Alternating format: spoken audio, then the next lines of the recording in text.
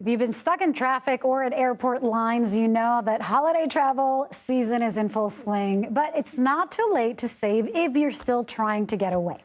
Your decision on where and when you could travel could make a huge difference. As of this week, listen to this. It was cheaper to go from New York to Milan, Italy, than to Wichita, Kansas.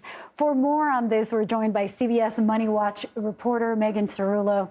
Her most recent article covers the best ways to avoid breaking the bank this holiday season. This is a huge question for all of us who like to travel for the holidays to see family, but we're already a few days away from December. It feels a little bit late.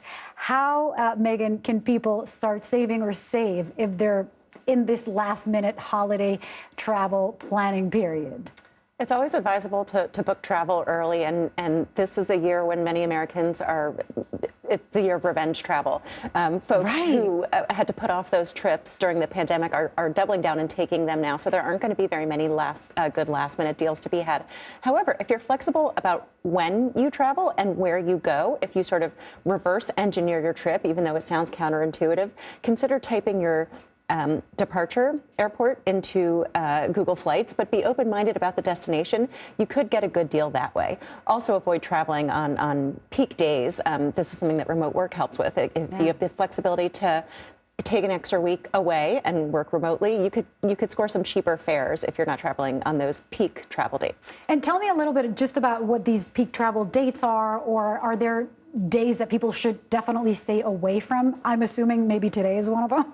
I don't know. So Sunday is the Sunday after Thanksgiving is one of the busiest travel days of the year.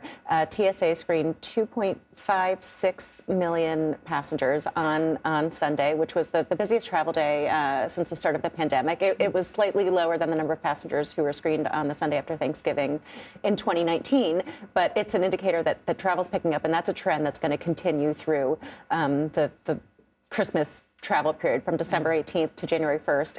Expect airports to be very busy. Revenge travel. I like that term. I get it. I hadn't traveled internationally for leisure up until last month, and I get it. I went to Europe and was thinking, oh wow, this feels like something I used to do a little bit more, but because of the pandemic, we've been locked down. Now, tell me, you mentioned the pandemic travel, you mentioned the revenge traveling. Are we at those numbers pre-pandemic already?